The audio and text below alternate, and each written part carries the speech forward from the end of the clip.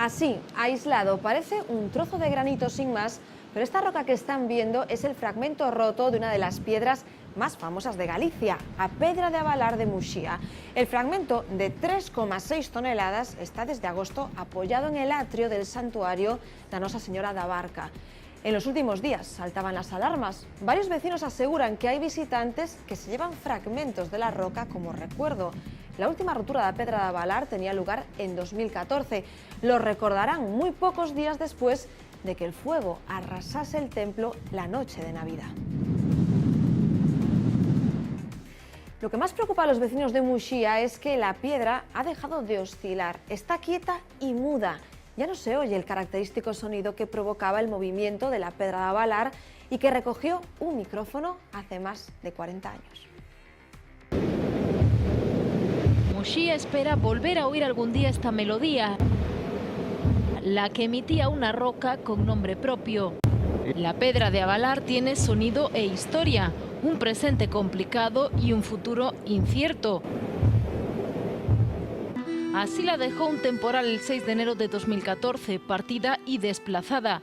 Los técnicos depositaron el fragmento en el atrio de la iglesia mientras se decide si se intentará pegar, y de momento ahí sigue, a los pies de turistas que en ocasiones desconocen su naturaleza. No tenía conocimiento de esto.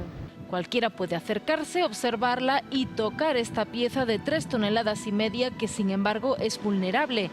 En los últimos días la policía ha empezado a patrullar con más frecuencia por la zona, después de que trascendiera que algunos visitantes se llevan lascas como recuerdo. Intentamos todos os días, como é unha zona onde é moi visitada tanto por turistas, peregrinos, pois pasamos pola zona e nunca podemos constatar e nunca vimos ni se pode observar na propia pedra que falten trozos.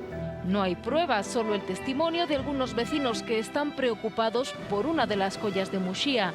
La Pedra de Abalar no ha recuperado su esencia 2 años después de las fatídicas Navidades en las que el fuego también arrasó el templo da Virxe da Barca. Además de faltarle un trozo, una de las cosas que más preocupa de la Pedra de Abalar es que ya no tiene la capacidad de oscilar. Los esfuerzos de la empresa especializada Terra Arqueos no han conseguido su objetivo. Aquí no se puede traer maquinaria convencional ni grúas, por eso lo estamos usando este sistema. La Xunta pagó 16.000 euros para recolocar la piedra, pero la roca a día de hoy no se ha asentado, a pesar del optimismo que se respiraba en agosto. Es una piedra ya que tiene referencias medievales y ya desde el siglo XVII tiene un sentido mágico. A ver si la arreglan, que es una piedra muy antigua y preciosa. Quedará lo mejor posible, digo yo. Arriba también el Señor quiere eso. Quiere que esto funcione para bien de todos. 5 meses después, entre los vecinos cunde el desánimo. Ahora non avala. Eu non sei o que hai que facer para arreglala. Eu creo que non ten solución. Muxía quiere recuperar el sonido de su piedra mágica. Temos todos esa sensación de estar abandonados, non? Es la Xunta la que tiene ahora el balón en su tejado. Debe convocar una reunión para decidir el futuro de la piedra, si se pega el trozo roto y si hay que volver a moverla en la búsqueda de su ubicación original exacta. Para el historiador Antón Castro, la roca está distanciada 45 centímetros de su base. Comprobamos que non avalaba e aí entraba a segunda das opcións, que era ver se realmente estaba afectado o que era o punto de apoio da pedra en sí e ver que é o que se facía con ese pedazo de pedra que quedaba roto. Muxía espera volver a oír este rugir, un sonido que según la leyenda podía predecir desgracias y detectar a mentirosos y culpables. La Pedra de Abalar se ha quedado muda, solo a unos metros de la estatua que simboliza otra herida, la del Prestige. La Consellería no cierra las puertas a una reunión para decidir el futuro de esa piedra, pero considera que la misión de la Administración está cumplida una vez que se contrató a una empresa para colocar la roca en su lugar. Sobre si la piedra oscila o no, dice el consellero Román Rodríguez, que eso depende de la piedra y de la leyenda. Sempre se dixo na tradición oral que a pedra abala cando era quere, non? Neste caso a Xunta de Galicia, a Dirección Xeral de Patrimonio, fixo o que tiña que facer, que non é ni máis ni menos que contratar pois unha das millores empresas do sector, sin dúbida, unha empresa que creo que é recoñecida a nivel mundial, que ten traballos en todo o mundo, non? En Egipto e en moitos países, e que son uns grandísimos profesionais. Esta empresa nos di que a pedra está ubicada onde tradicionalmente estaba ubicada, non? A partir de aí, si avala ou non avala, bueno, me volvo á creencia popular. Ese sonido que escuchábamos hace unos instantes, que tan bien refleja ese reportaje, es casi el latido de esa piedra que tanto representa para esta localidad da Costa da Morte. Nuestra compañera Viviana Villaverde mencionaba a un historiador que hace días aseguraba en las páginas de La Voz de Galicia que la piedra de Avalar está mal colocada. Ese historiador, gran conocedor de la zona y de la historia de esta piedra, es Antón Castro. Antón, ¿qué tal? Muy buenas noches. Buenas noches. Antón, muchas personas que no son de esta zona se preguntan ¿por qué es tan importante a Pedra de Avalar? ¿A dónde tenemos que remontarnos para conocer sus orígenes? Bueno, es muy fácil.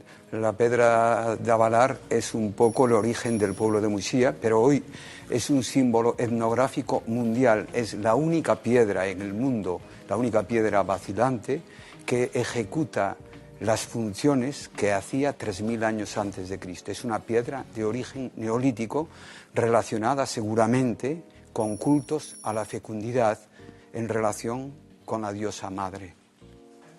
Hay tantas leyendas, hay tantas creencias en torno a esta piedra. Esto se une a tantísimos visitantes que han visitado Muxía, entre otras cosas, por ella saltar encima, ¿no?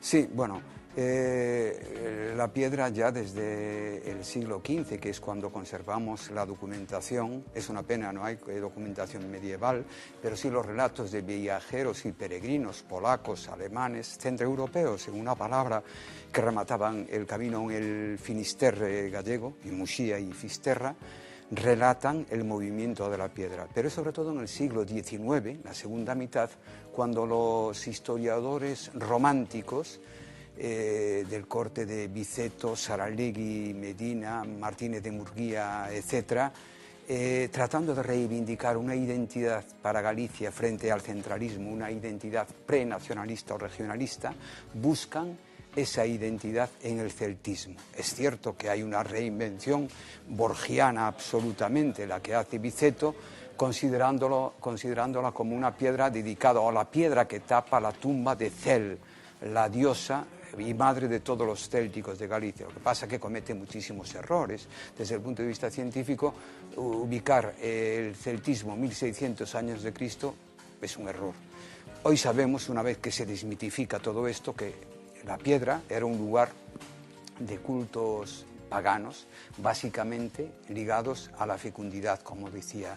La leyenda le atribuye cultos ligados al druidismo, científicamente demostrado que eso no es así, a la adivinación, ordalías, piedras judiciarias e incluso probatorias de la virginidad de las mujeres del pueblo.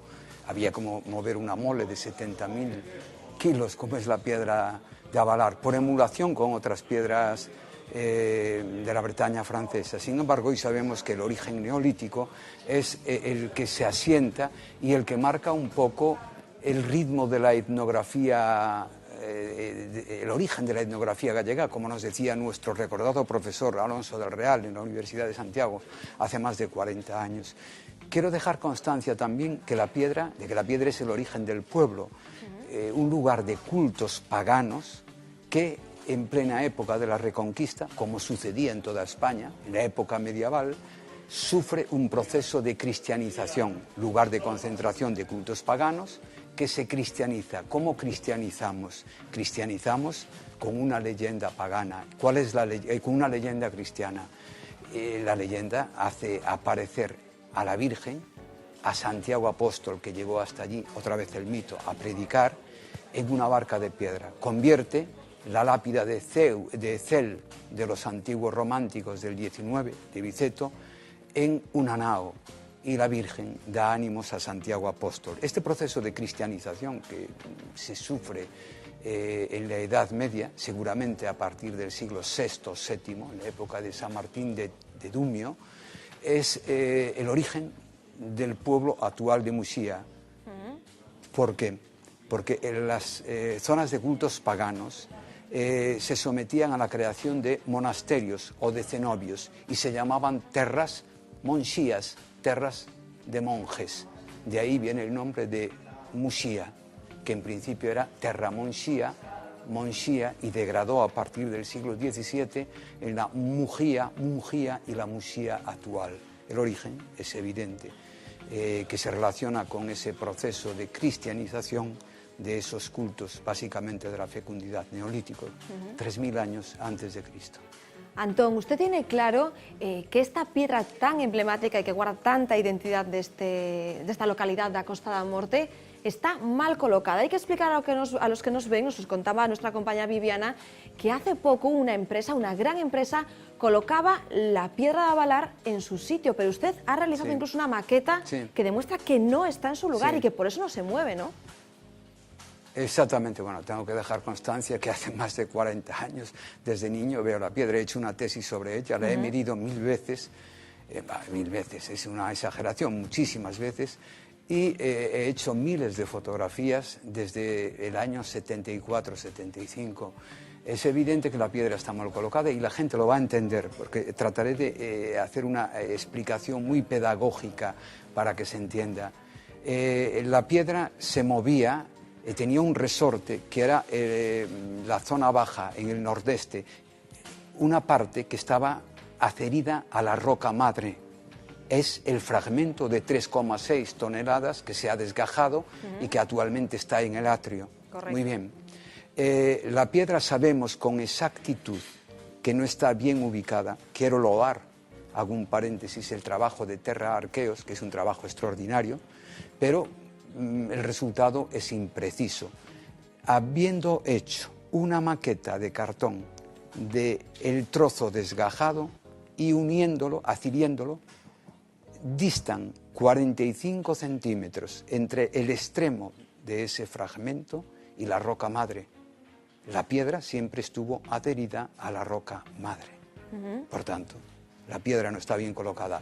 Y además hay zonas de sombras y de luces en la periferia que muestran que debían estar ocultas. Hay que hacer una rotación hacia el nordeste, una rotación muy pequeña para recolocar la piedra. Hay que pensar que el trabajo de Terra Arqueos ha sido muy importante y excepcional, pero yo creo que debieran haber consultado a algún experto o a alguien que estuviera vinculado al conocimiento exacto de la piedra. En fin, resumiendo, que la piedra no está bien colocada y con la tecnología que han utilizado, una tecnología muy tradicional, yo creo que con unos centímetros resolvían el problema. Antón, no sé cómo rematar a todo esto. De recolocar a Pedra de Avalar, es imprescindible pegarle ese fragmento, que le llamamos fragmento, pero pesa 3 toneladas, más de 3 toneladas y media. ¿Para que vuelva a avalar esa piedra hay que pegarla?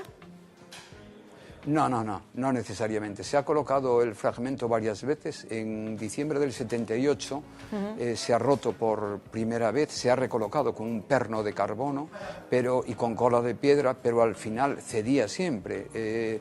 Por lo tanto, en la última reunión que hemos tenido con el alcalde hemos decidido, una comisión del pueblo, no hacerlo. Es decir, dejar que la naturaleza obre sus teóricos milagros, porque sabemos que si recolocamos esa mole de casi 70.000 toneladas en el sitio exacto, cosa que no se ha hecho, la piedra vuelve a moverse. No es imprescindible que ese trozo, por una cuestión, porque la tierra en el 78 se desgajó otro trozo que ha desaparecido de unas 4 toneladas. En la parte sur no ha pasado nada, la piedra ha seguido moviéndose. Seguramente a lo largo de 3.000 años antes de Cristo, 2.000 después de Cristo, pensemos en términos globales, 5.000 años que tiene la piedra, se ha debido haber roto muchas veces, o alguna vez, y la piedra ha seguido moviéndose. Lo que sucede que la piedra, repito, no está bien colocada. Y diría al consejero de Cultura que cuando dice que la piedra bala cuando quiere, bien, si nos sometemos a esa fe cristiana o mariana, es evidente que con eso nos conformaríamos, pero una cosa es la fe y otra la ciencia. y apelo ya a Galileo, la ciencia dice que hay que recolocar la piedra en el sitio donde se movía. Y desde aquí hago una llamada a la Consellería de Cultura para que ubiquen este que es un estigma, un símbolo de todo lo que ha sido la etnografía pétrea vacilante en Europa y en el mundo. Hay piedras similares, he encontrado piedras similares en muchos lugares, desde Kerlouan en la India, Tandil en Argentina, muchas en Bretaña, en Gales, en Irlanda, en Galicia misma, y sin embargo ninguna ha prolongado el ritual fecundante neolítico hasta nuestros días como la de la barca. En este sentido es única y Antón, creo que hay que conservarla. En unos segundos vamos a seguir hablando del conjunto y de los datos que usted nos está aportando, pero la última noticia que se ha conocido la han hecho pública los vecinos de Muxía. Ahora están diciendo que ese fragmento, como les decía, roto de pedra de Avalar, que está en el atrio del santuario y pesa 3 toneladas, más de 3,5 toneladas, pues los visitantes se están llevando como lascas y piedrecillas que podrían estar erosionando esa gran piedra. Claro, en este caso la pedra de Avalar es solo uno de los últimos ejemplos de la delgada línea roja entre tradición o costumbre y daño al patrimonio. Vamos a repasar primero, antes de volver con Antón, más casos, Lucía. Lugo, le llaman el Stonehenge gallego por su similitud con el popular conjunto británico. Es el yacimiento paleolítico de Arroda, en Barreiros, que no se libra de la sinrazón humana. Escombros de obra, restos de ladrillo, cemento y loza han aparecido en los últimos días en esta estructura prehistórica circular de 4.500 años de antigüedad. Quien tiró toda esa basura aquí se preocupó de dejarla justamente en el muro circular que rodea el yacimiento, que fue objeto de un estudio para revalorizarlo y que se ha quedado en nada. El trazado de la autovía del Cantábrico tuvo que ser modificado en su día tras el hallazgo. De momento el conjunto sigue sumido en el olvido y el abandono. No hay siquiera carteles señalizadores. 70 metros de altura y más de 10 metros de perímetro, 130 años, cifras impactantes que le dan nombre Oabó, el mítico eucalipto de Ochavín, en Viveiro, declarado monumento natural. El ciclón Klaus de 2009 lo dejó maltrecho. Ahora una valla lo rodea, pero el daño está hecho. Atacado por hongos, por el goníptero, un insecto, pero también por un suelo excesivamente compactado a raíz de tantas visitas, de tantos zapatos que lo han pisado. Desde entonces se han disparado las alarmas sobre su estado de salud. A finales del año pasado, la Consellería de Medio Rural elaboró un plan de saneamiento. De momento, no se aplicará ningún tratamiento curativo a la espera de ver cómo evoluciona la situación. Vaya. Una mayor vigilancia en la zona no ha conseguido evitar que los visitantes apilen piedras en el Castro de Baroño, una costumbre que empezó hace unos años y ya saben, todo es empezar, uno arranca y le siguen otros. Una especie de esculturas realizadas con cantos rodados del entorno. La escena se repite cada verano.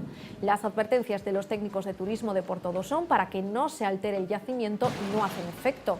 Hasta la policía ha intensificado las rondas para tratar de identificar a los responsables de estos montículos que pueblan otro recinto sin saber muy bien qué significado tienen. Incluso los folletos que se les entregan a los turistas incluyen peticiones para no alterar la naturaleza del lugar.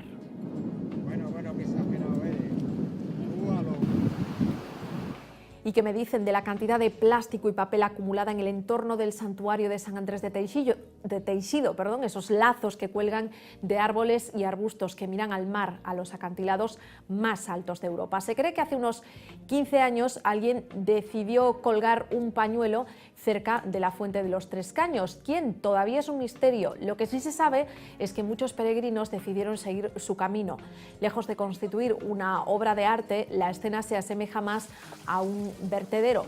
El historiador Andrés Pena tiene una explicación para el origen de este fenómeno. En Galicia, en la mayoría de santuarios con fuentes, siempre existió la tradición de poner a enxogar o pano, dejar colgado en las silveiras el pañuelo con el que uno se lavaba, porque el agua es purificadora, y al desprenderse de ese trozo de tela también se libraban de todo lo malo. Y ahí está el debate: preservar la costumbre como expresión de fe o limpiar lo que para algunos es un atentado ecológico.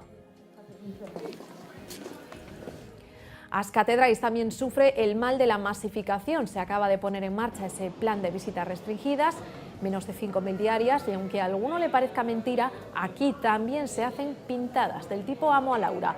La bajamar las dejaba a la vista hace unos meses, hasta el alcalde de Ribadeo bajó al Arenal para reprender a la gente.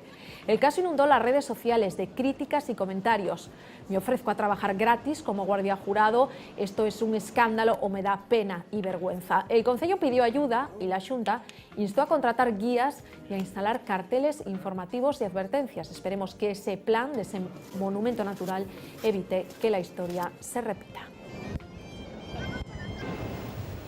Pintadas en forma de manos blancas o directamente chorros de pintura lanzados aleatoriamente sobre la piedra. En agosto se descubría la acción de los vándalos en los petroglifos de Os Mouchos, situados en la parroquia Rianxeira de Leiro. El ayuntamiento denunció los hechos ante el Seprona. Técnicos de la Dirección Xeral de Patrimonio descartaron, sin embargo, daños en los grabados, que tienen 4.000 años de vida.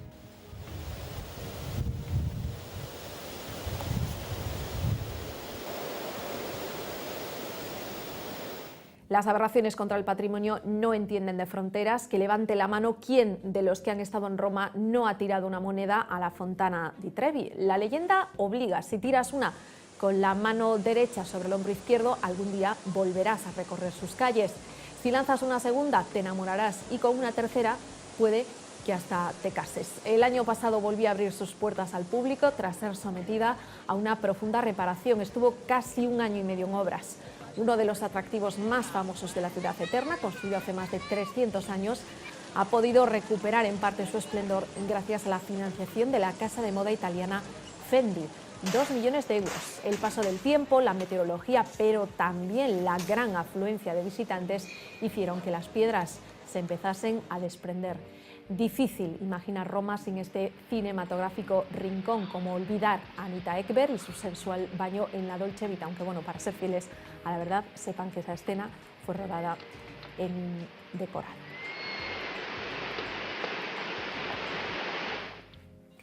Todo un símbolo de los enamorados, los famosos candados del amor tuvieron que ser retirados del Puente de las Artes en París porque este se venía literalmente abajo. Las autoridades parisinas tomaron la decisión el pasado verano por el peligro que suponían. En junio, una de las rejas de la barandilla cedió ante el peso de los cerrojos. Los operarios procedieron a cortar los candados a golpe de serrucho. Afeaban la estética de la construcción, pero sobre todo deterioraban la estructura. Conscientes de que daban muerte a todo un fenómeno que se extendió como la pólvora a otros rincones e incluso a otros países, invitaron a los turistas a seguir declarándose amor eterno, pero de otra manera, que no estropease el patrimonio. La última noticia que tenemos de esos candados guardados en un depósito es que el ayuntamiento baraja subastarlos. Así que nada, que si alguien está falto de un poquito de amor, puede hacerse con uno de ellos.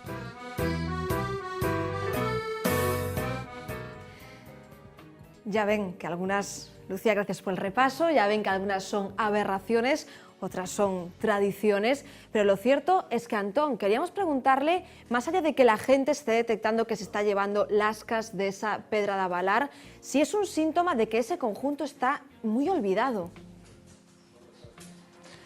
Bueno, en principio quiero decir que a mí la noticia me resulta anecdótica. Hace unos días yo he estado viendo el trozo, se refieren al trozo que está en el ático. Sí, al trozo que está en el atrio. En el ático, y yo no he visto, es muy difícil además sacar lascas si no vas con instrumentos especiales para hacerlo. Es muy difícil. En cualquier caso digo que me resulta anecdótico y espero que no lo hagan. Creo que uno de los guardias decía que efectivamente había sido una noticia sin mucho fundamento. En cualquier caso, y quiero dejar constancia, que esa piedra quedará ahí como ejemplo de que el arte, el patrimonio, a veces sufre accidentes también. Lo accidental forma parte de la poética artística y creo que hay que defenderlo como tal. El ser humano es siempre partidario de guardar vestigios protectores de la antigüedad, aquello que decía Mircea Eliade, la piedra ante todo es y manifiesta un modo de ser absoluto que nos protege. Esto era para el hombre antiguo, para el neolítico. El que busca la lasca, no sé si es consciente o si busca esto. Antón Castro, muchísimas gracias por su testimonio, por atendernos y por transmitirnos su conocimiento. Muy buenas noches. Buenas noches, muchas gracias. Nosotros nos vamos a despedir y ya que hoy comenzábamos este Más que Contar con la dureza de la realidad, ahora nos queremos despedir mostrándoles la cara más dulce, los besos y el baile en las calles de París.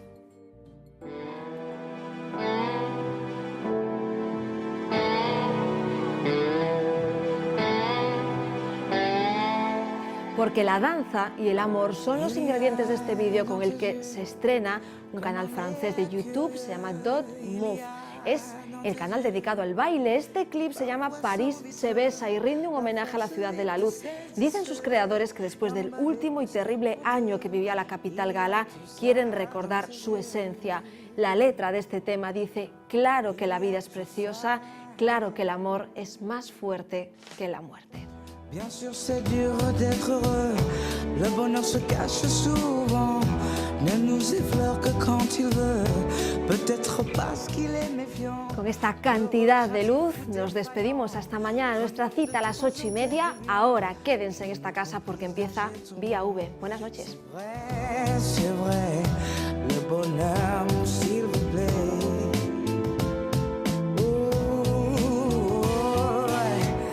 Bien sûr, on se cache pour pleurer.